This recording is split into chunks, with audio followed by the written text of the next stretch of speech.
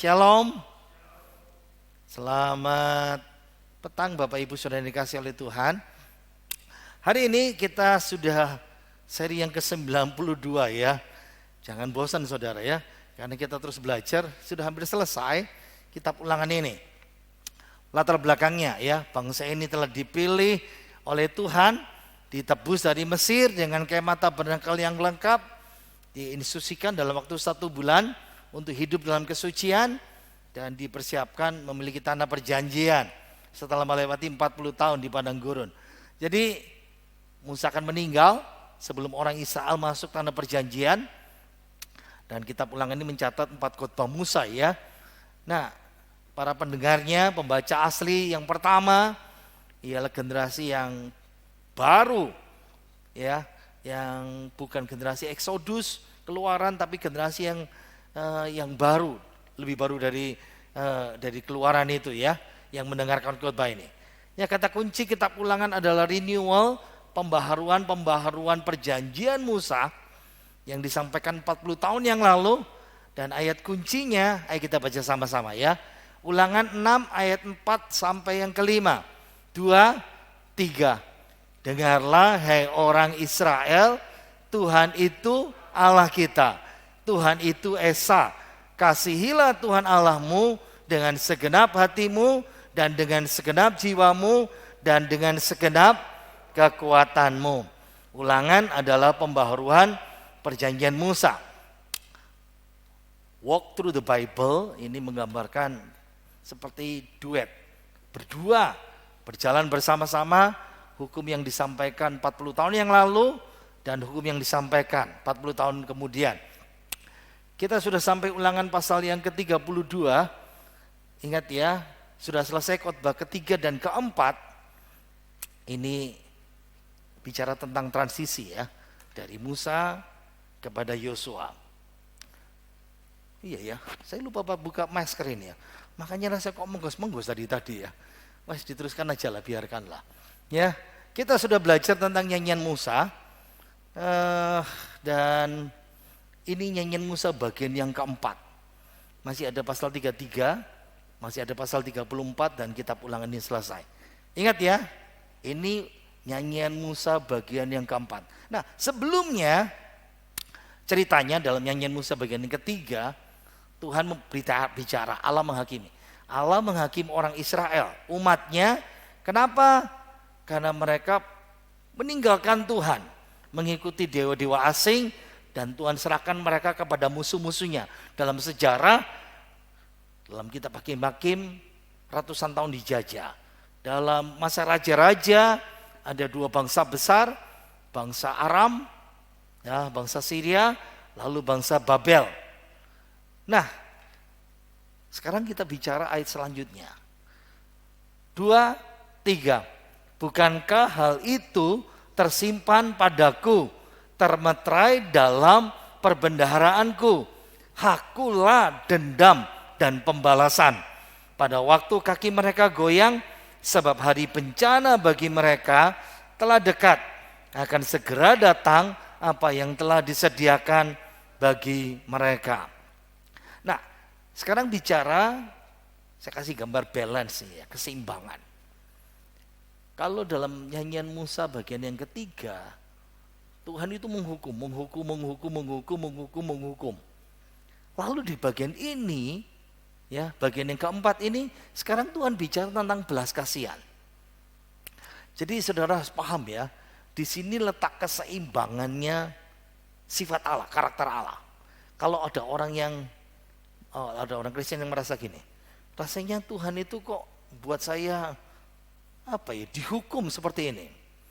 Ingat ya, kita dihukum itu pasti karena dosa.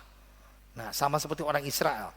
Tapi di akhir hukuman itu Allah menyatakan belas kasihannya. Tapi di satu sisi dalam kisah di Ulangan ini, Tuhan membalaskan kepada musuh-musuhnya. Jadi kan diceritakan kemarin sebelumnya, Tuhan membiarkan musuh-musuh Israel jadi alatnya Tuhan, menghukum, jadi tangannya Tuhan. Tapi di satu sisi, nah ini, Tuhan tetap minta pertanggungjawaban atas kejahatan itu. Nah, makanya saudara mesti paham ya. Kalau saudara masih ingat saya khotbah berapa tahun lalu mungkin ya, bicara tentang keseimbangan antara kedaulatan Tuhan dan tanggung jawab. Memang di satu sisi Tuhan yang menetapkan itu, tapi Tuhan juga menuntut pertanggungjawaban. Nah, sama seperti di sini dalam bagian ini ada 4 hal yang bisa kita pahami. Yang pertama, sekarang dilihat musuh, konsentrasinya kepada musuh. Kalau yang ketiga konsentrasinya kepada Israel ya. Nah, Allah sekarang mengamati kefasikan mereka, musuh mereka. Wataknya apa, perbuatannya, pikirannya. Kan kemarin kita belajar ya. Misalnya orang Asyur suka memenggal kepala, suka menguliti orang hidup-hidup, menarik lidahnya, membanting bayi-bayi. Ibu-ibu yang mengandung dibelah perutnya dan dibiarkan mati seperti itu. Walaupun jadi alatnya penghukuman Tuhan, tapi Tuhan awasi kalau kelewatan. Nah, seperti ini. Paham ya? Yang kedua, Allah dalam kemahatauannya dia simpan catatan apa yang mereka lakukan itu. Tapi dalam keamanan kerahasiaannya, kenapa? Pembalasan, hari penghakiman, hari penghukuman tidak mungkin hilang. Dan sudah tahu ya, kerajaan Asyur tidak ada lagi. Kerajaan Babel nggak ada lagi. Itu padahal super power terbesar di dunia. Wow, ini saya lagi ngeri kita ya, kita lagi ngeri ya. Wah, agak cukup mengkhawatirkan di Taiwan itu. Wah, bisa perang jilid kedua itu setelah Ukraina itu ya. Wow, ramai sekali itu. Oke, yang ketiga. Kalau sekarang ini Allah tidak menghukum musuhnya Babel, ya, Allah tidak menghukum Asyur, Syria. Kenapa? Tuhan bilang tunggu takarannya sampai penuh. Ingat seperti ini. Ketika Tuhan berkata kepada Abraham di Kejadian, sampai penuh dosa kejahatan Kanaan, Tuhan tumpas. Tapi Tuhan bilang itu 400 tahun. Jadi ini yang menolong kita. Ya. Kita nelpon Tuhan, kita sembahyang sama Tuhan, kita doa minta sama Tuhan. Kok Allah tuh diem ya? Allah tuh enggak bicara, Allah enggak menjawab. Kita doa Tuhan, aku ditindas. Tuhan, aku mengalami masa-masa yang sukar. Aku mengalami penganiayaan. Dan kayaknya Tuhan diam. Balik lagi. Jawabannya di sini. 1, 2, 3, 4. Itu yang menolong kita ya. Oh, jadi bukannya Allah berdiam, tapi dia tunggu sampai Tuhan berkata cukup. Lalu mereka habis. Itu cara Tuhan ya. Oke. Kita baca ayat 36. 2, 3. Sebab Tuhan akan memberi keadilan kepada umatnya dan akan merasa sayang kepada hamba-hambanya apabila dilihatnya bahwa kekuatan mereka sudah lenyap dan baik hamba maupun orang merdeka sudah tiada. Maka ia akan berfirman, di mana Allah mereka, gunung batu tempat mereka berlindung, yang memakan lemak dari korban sembelihan mereka, meminum anggur dari korban curahan mereka. Biarlah mereka bangkit untuk menolong kamu sehingga kamu mendapat perlindungan. Nah, masih tetap belas kasihan dan pembalasan Tuhan dalam menghakimi musuh-musuh. Sekarang Tuhan mulai berbelas kasihan. Ingat ya, kemarin kita bahas sedikit ya. Tuhan biarkan mereka Israel dihukum. 70 tahun dibuang. Mereka doa mau tahun ke-5, ke-10, tapi kalau Tuhan berkata belum sampai 70 tahun, dia tetap di sana. Nah, kalau Tuhan sudah menghakimi musuh, belas kasihnya muncul. Apa di situ? Aku akan memberikan keadilan. Ini berarti Tuhan akan bela. Nah, caranya seperti apa? Nah, itu ya. Bila kekuatan mereka lenyap. Kenapa? sudah tidak bisa apa-apa lagi, sudah menyerah. Kenapa? Karena dewa-dewa palsu mereka, berhala yang mereka sembah, gunung batu tempat berlindung mereka juga tidak bisa menolong. Mereka pasti balik sama Tuhan. Nah, ini yang menarik ya. Saya mengamati ya, Ulangan pasal 32 ini bagus. Ada dua pribadi yang disebutkan. Allah disebut Allah gunung batu. Itu nyanyian Musa pertama. Ayat ketiga, lalu kedua ayat 18. Tapi di sini gunung batu itu ayat 37 itu dewa-dewa. Nah, ini soalnya Tuhan berikan pilihan seperti ini. Aku ini dewa, aku ini gunung batu. Ingat ya, seperti ini. Apa sih artinya gunung batu? Gunung batu itu seperti ini ya, suatu tempat yang tinggi di mana musuh ketika menyerang mereka akan kesulitan dan orang yang berlindung di situ. Nah, gunung batu intinya perlindungan. Kamu memilih kepada aku berlindung atau kamu menganggap dewa-dewamu itu gunung batumu? Itu pilihan mereka. Sederhana ya. Nah, ironisnya dinyanyiin ini Tuhan dorong orang Israel. Sudah, cari sana gunung batumu itu, dewa-dewa palsumu itu. Dan mereka pasti tidak bisa bantu. Dan ini ditulis sama Tuhan, digenapi dalam kitab Hakim-Hakim, Hosea, Yesaya, Yeremia. Cuma 2 ayat saja ya kita cari, yang kita perhatikan. Ketika orang Israel dijajah, ini kata Tuhan, pergi saja sana, pergi ke Allah yang kamu pilih, biar Allahmu itu yang menyelamatkanmu. Itu kata Tuhan. Satu lagi, versi mudah dibaca, Hosea, lebih mudah mengerti ya. Sekalipun dia, Israel, mengejar kekasih-kekasihnya, siapa? Dewa-dewa itu, tapi tidak bisa menyusul mereka. Lalu berkata, aku akan kembali kepada suami pertamaku. Siapa itu? Allah. Ingat sebelumnya, Allah digambarkan seperti suami. Dia cemburu. Israel dianggap sebagai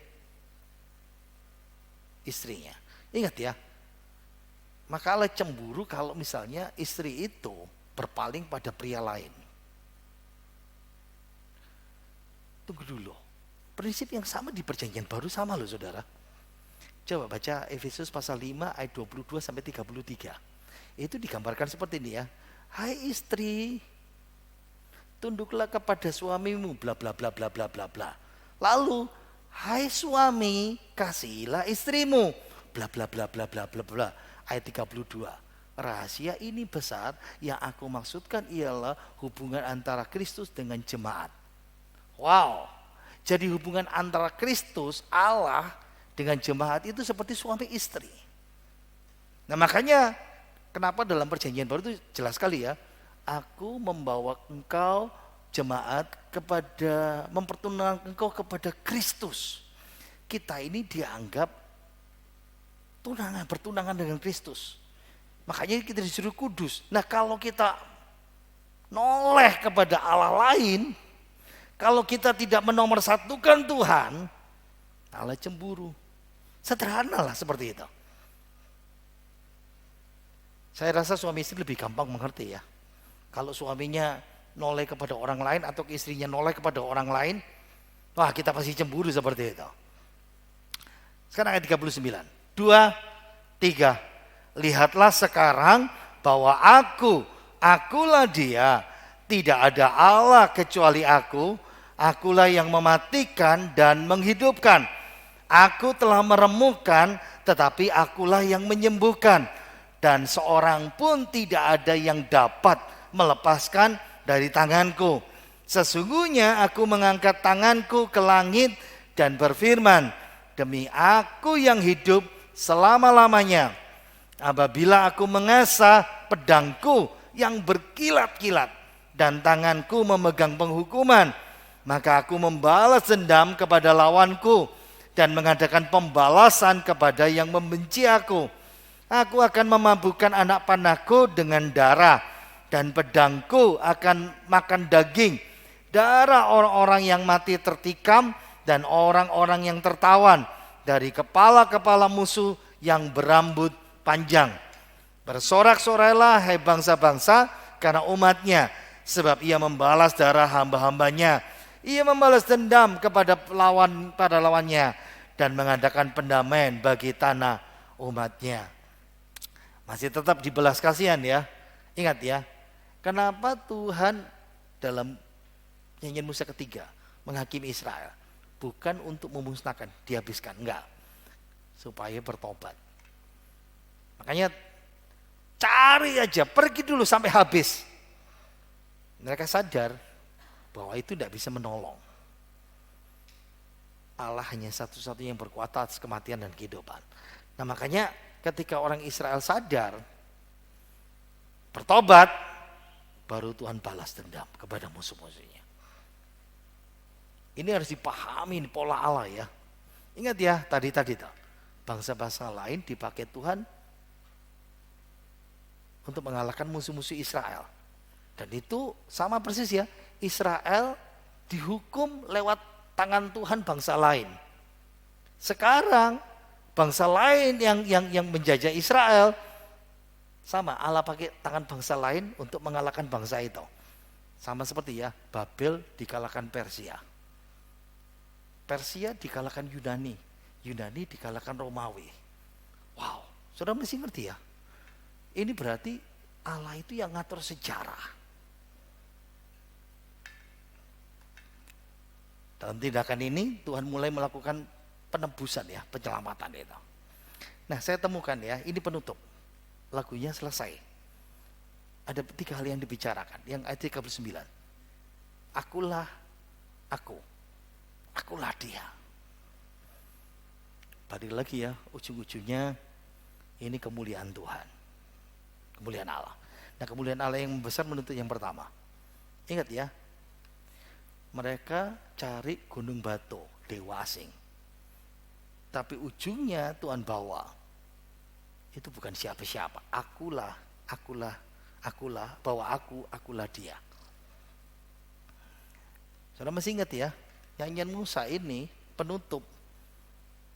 Ngingetin umatnya ketika Allah pertama kali memperkenalkan namanya kepada orang Israel. Akulah. Aku adalah aku. Kapan itu? Ingat ya, Musa dididik 40 tahun di Mesir. Lalu dia lari ke padang gurun di Midian. Tuhan mendidik Musa 40 tahun. Kedua, berarti dari umur 40 sampai 80 jadi gembala di padang gurun di Midian. Supaya apa? Jadi expert, jadi ahli. Perhatikan bersama-sama ya. Sederhananya seperti ini gambarannya. Dididik Tuhan, pinter dalam kerajaan, lalu dididik Tuhan di padang gurun. Untuk apa? Karena Musa akan memimpin orang Israel.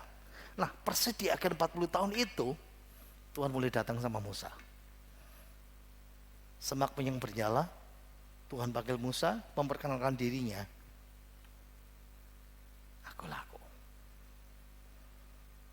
Wow. Musa langsung ingat dari awal mulanya sampai titik ini semuanya Tuhan. Nah ini pernah saya keluarkan supaya sudah bisa dipaham ya. Secara tradisional ini di Sinai.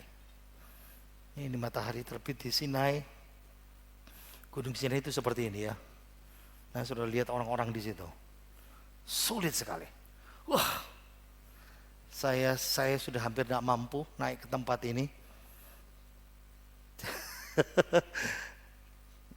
dari penginapan ya, naik unta jam berapa? Jam 2 pagi. Jam 1, jam 2, jam 1. 2 jam naik unta. Sampai ujung turun.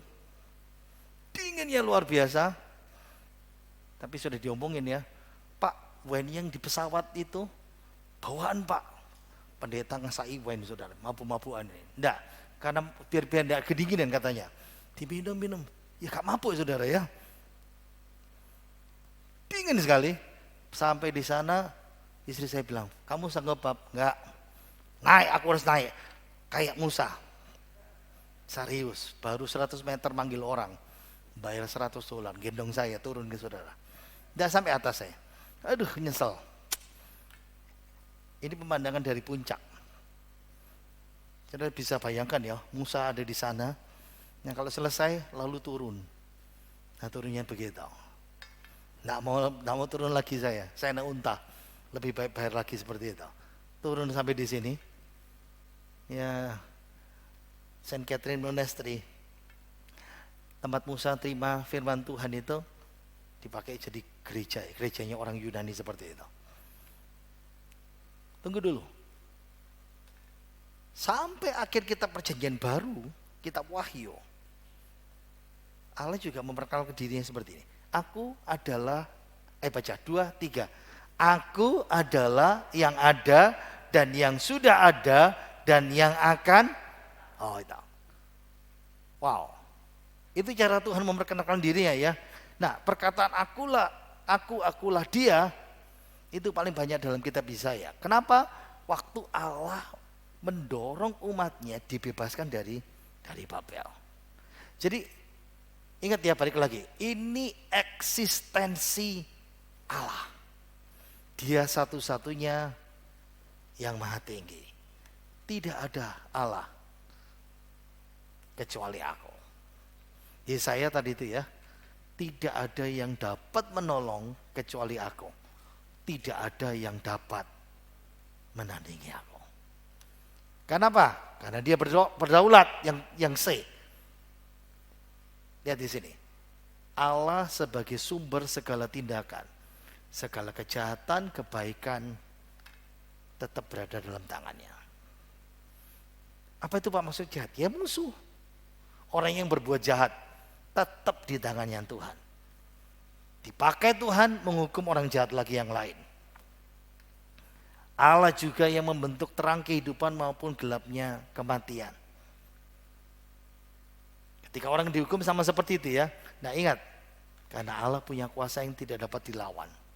Tidak ada orang pun yang bisa mengendalikan Tuhan. Tidak ada seorang pun yang dapat lolos dari tangan Tuhan.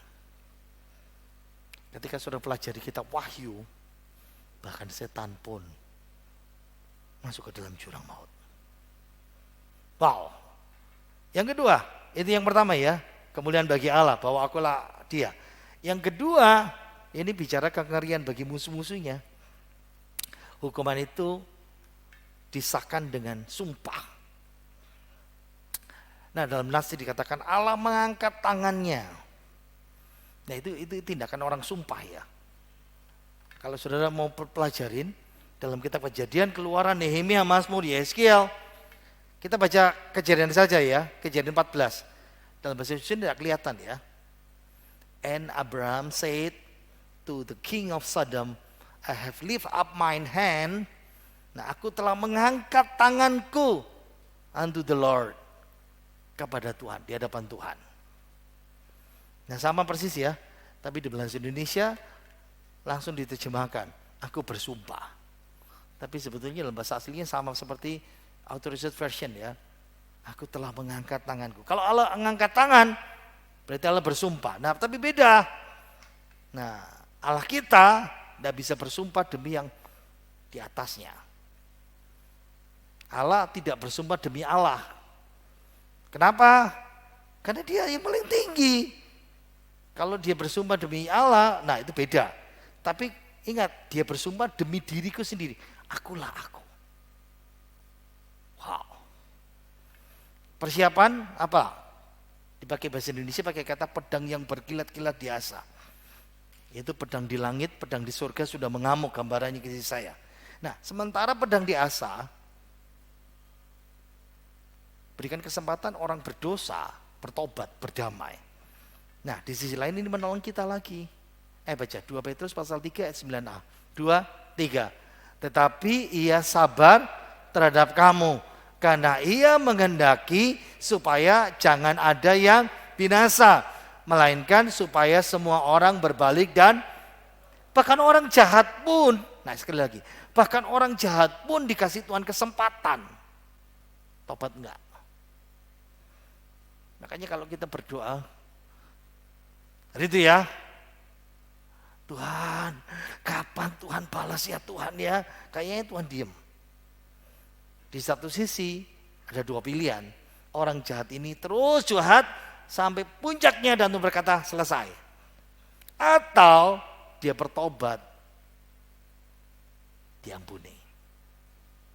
Itu pilihannya ya. Next. Yang ketiga bicara soal penghiburan. Nah di sini kita akan bersorak-sorak, hai bangsa-bangsa karena umatnya.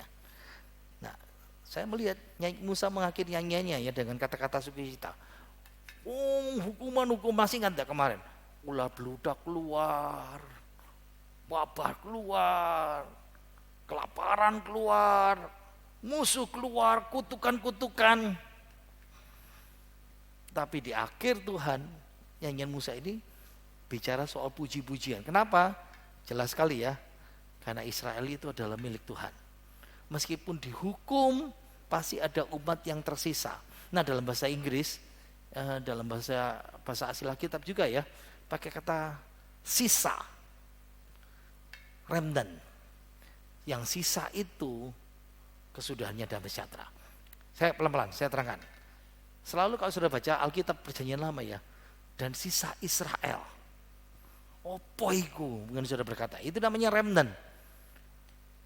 Siapa remnant? Ingat ya, Israel ada yang memberontak menyembah berhala.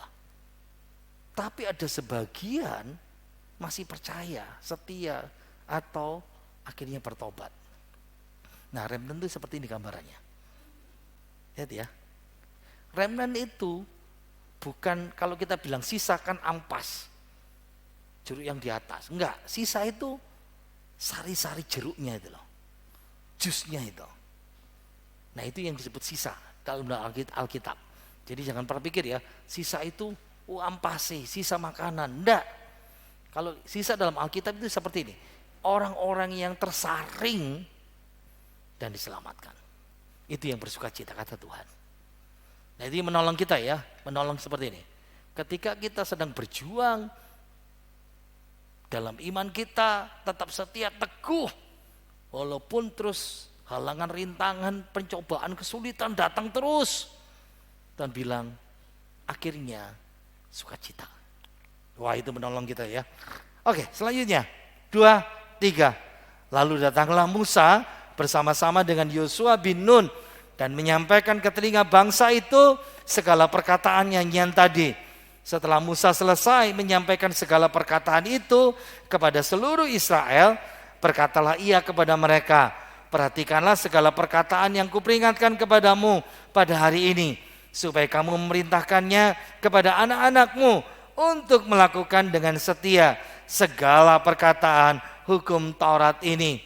Sebab perkataan ini bukanlah perkataan hampa bagimu, tetapi itulah hidupmu. Dan dengan perkataan ini akan lanjut umurmu di tanah kemana kamu pergi menyeberangi sungai Yordan untuk mendudukinya. Nah sekarang Musa mulai berikan pesan terakhir. Ingat ya, Nas ini lagi gambarin Musa bersama-sama dengan Yosua. Lihat di sini. Lalu datanglah Musa bersama-sama dengan Yosua bin Nun dan menyampaikan ke telinga bangsa itu. Nah ini kita paham ya, Yosua itu penerus, Musa tidak boleh masuk. Berarti sekarang umat melihat mereka yang mau nyebrang, oh berarti pemimpin lama dan pemimpin baru sehati, sepikir. Tidak ada perubahan. Nah ini menolong kita juga menolong. Nanti di tanah perjanjian, kalau kamu meninggalkan Tuhan, Yosua jadi saksi juga. Kewajibannya apa? Ada 2.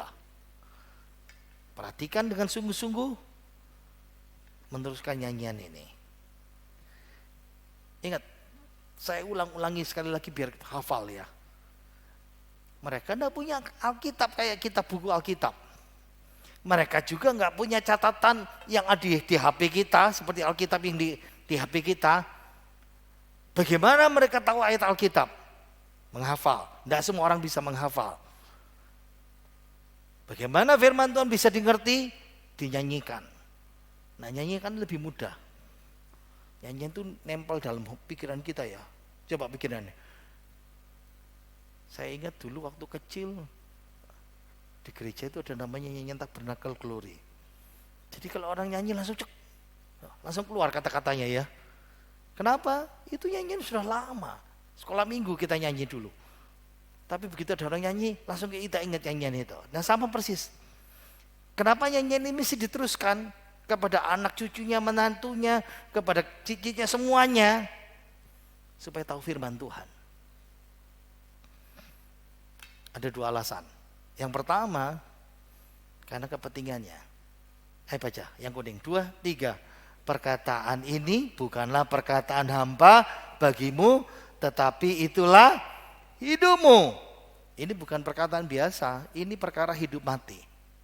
Keuntungan lain, kamu bisa eksis, bisa lanjut umurmu kalau kamu meneruskan ini. Terus, bagian-bagian terakhir. Sampai ayat 52 ini habis selesai ya. Kita baca, 2, 3. Pada hari itu juga Tuhan berfirman kepada Musa, naiklah ke atas pegunungan Abarim, ke atas gunung Nebo yang di tanah Moab, di tentangan Yeriko, dan pandanglah tanah Kanaan yang kuberikan kepada orang Israel menjadi miliknya.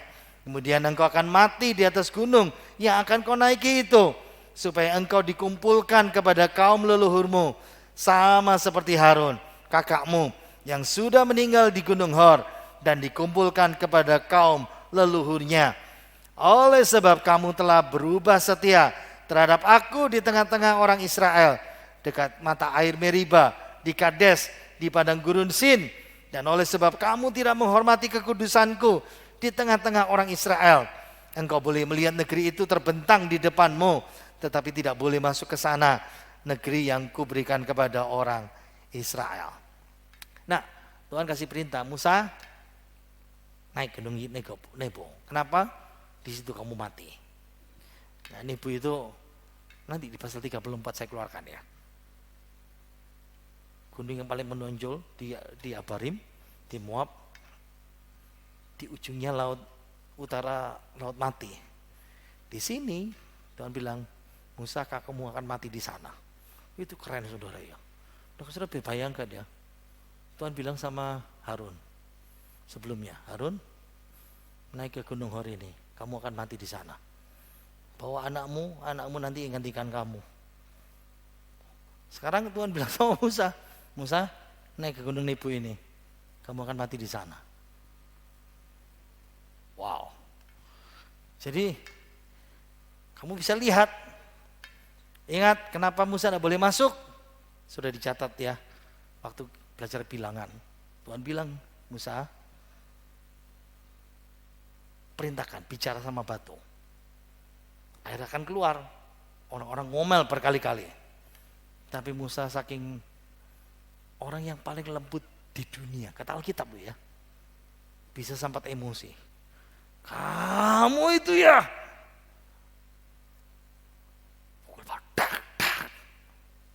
Padahal Tuhan suruh bilang, dipukul. Haruskah aku dan Harun mengeluarkan air dari batu ini? Salah ngomong gitu aja saudara ya. Makanya ngeri saudara jadi pemimpin itu. Itu dianggap Tuhan kesalahan besar itu. Untuk tindakan ketidakpercayaan, kegagalan, tidak bisa menegakkan kekudusan Tuhan. Tuhan bilang, Musa, cukup. Kamu tidak bisa masuk tanah perjanjian. Tapi di satu sisi Tuhan kasih penghiburan. Sama seperti kakakmu ya. Itu kematian biasa. Ini mendorong kita ya. Kenapa orang Kristen tidak terlalu takut sama kematian? Atau sudah masih takut? Baca ya, 1 Tesalonika 4 ayat 13. Saudaraku, aku mau supaya kamu jangan terlalu sedih tentang orang-orang yang meninggal, karena mereka yang meninggal dalam Kristus akan dibangkitkan Allah bersama-sama dengan Dia. Itu menolong kita ya. Bagian ini juga menolong kita. Musa, kamu akan masuk tanah perjanjian. Makanya dalam kitab Ibrani itu menolong kita ya. Orang-orang seperti Musa, Abraham, dari jauh melambai-lambaikan tangan, mati dalam iman, tapi tidak sampai negeri itu. Tapi Ibrani bilang apa? Allah menyediakan negeri yang kekal itu. Oke, selesai nyanyiin Musa. Apa penerapan buat kita? Hari ini kita belajar ya, nyanyian Musa bagian keempat. Titik akhir hidupnya. Akhir itu bukan ketakutan, tapi sukacita. Di akhir didorong setia sampai mati. Jujur ya, saya 2 hari itu cari penerapan. Apa ya Tuhan cerita penerapan paling enak ya? Jadi saya sampai berjam-jam cari cerita-cerita saudara. Akhirnya lalu ingat seorang namanya John Hus. Ini orang Kristen yang ada di Ceko abad ke-15. Ceko masih dikuasai Katolik waktu itu. Dan ada pendeta. Dia masih pendeta Katolik tapi dia mulai belajar firman Tuhan. Dia berkata, ajaran manusia itu tidak boleh dipakai, mesti ajaran Alkitab. Nah, dia mulai berkhotbah hanya dari Alkitab saja, tidak pakai tradisi, tidak pakai apa. Tapi uskup Katolik bilang, kamu orang sesat, menentang paus. Lalu dia disidang berkali-kali. Singkat cerita sampai akhir dia suruh berhenti, disuruh pilih. Berhenti berkhotbah dari Alkitab. Serius saudara. Atau kamu akan dibakar. Manusia tetap enggak. Aku enggak bisa berhenti berkhotbah. Jadi dia diikat di tiang hukumannya. Kepalanya dikasih mahkota. Mahkota yang terbuat dari kertas. Dikasih lukisan setan. Karena dianggap sesat dia kan sama gereja Katolik. Penuduhnya berkata, kalau kamu terus lakukan itu, kamu akan dibakar. Duke of Bavarian, rajanya berkata, kalau kamu berkhotbah lagi, kamu akan dibakar. Dia diejek. Tapi John Hus berkata begini, Tuhanku Yesus Kristus, demi aku mau mengenakan mahkota duri. Kenapa saya tidak mau menderita bagi Yesus? Saya pakai mahkota ringan ini, walaupun memalukan, aku mau melakukannya dengan sukarela. Wah, kayu sudah sampai sini diikat, dibakar. Di akhir hidupnya dia berkata, dalam kebenaran Injil yang saya beritakan, saya rela dan bersukacita hari ini. Waktu dia dibakar dia nyanyi, Yesus Kristus anak Allah, kasihanilah aku. Tapi sekarang negeri itu berubah. Hanya pegang firman Tuhan. Nah, bagi saya, saudara dan saya, sama ya. Musa di akhir pujiannya, dia mendorong kita, mendorong Israel. John Hus, dia mendorong orang-orang di sana, Bavarian, untuk beriman kepada Yesus sampai selesai. Hari ini kita sama didorong ya. Jangan lupakan kebaikan Tuhan. Jangan tidak setia. Setialah sampai akhir.